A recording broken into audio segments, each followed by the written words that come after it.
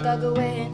Ano ba yan? Nakikiramdam na walang karelaksan, hanggang sa nakilala itong mga taong nagugol ng buhay sa serbisyo, magigiting nakawal, naglilingkod sa ating bayan.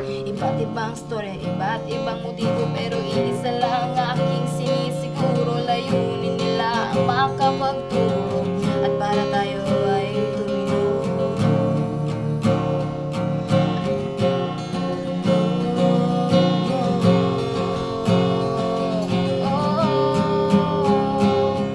Minsan may pamitaas ang kamay at sabay-sabay magbigay pugay sa mga magkikiting na gabay at nagturo sa akin ng walang humpay. Made sir, made mom, huwag kalimutan kung ano ang iyong natutunan. Dahil sa kanila di ka mahihirapan, karapat dapat silang pasalamatan.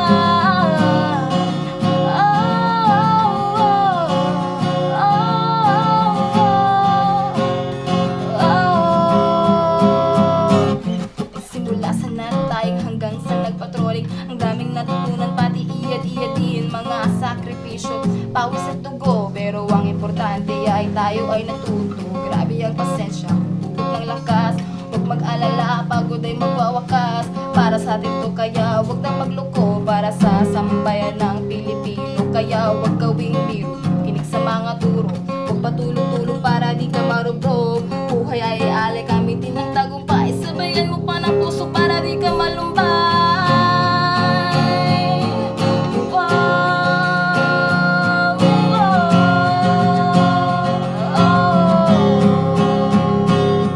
Make sir, make mom, itaas ang kamay at sabay-sabay na magbigay pugay sa mga magigiting na gumabay at tuturo sa atin ng walang humpay.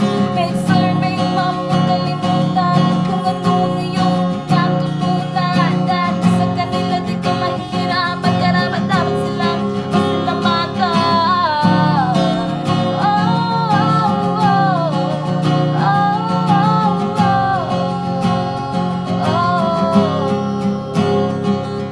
At para naman sa aming CD, salamat sa iyo, napakatindi ng iyong mga turo. Daig pa ang gulo, na di kami iniwan hanggang dulo. At para naman sa aming ACD, na walang sawang i-supervise kami, salamat po sa inyong lahat. Dahil sa inyo, di kami magiging pabigat. Pangarap namin to maging therapist ng bayan ko.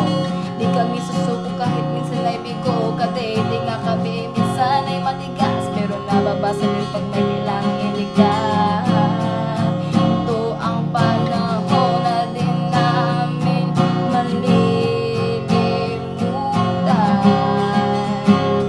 pagkat dito na kami natuto at nagbabago.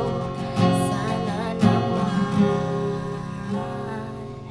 May sir, may mom, itaas ang kamay at sabay-sabay na magbigay pugay sa mga magkikiting na gumabay. Nagturo sa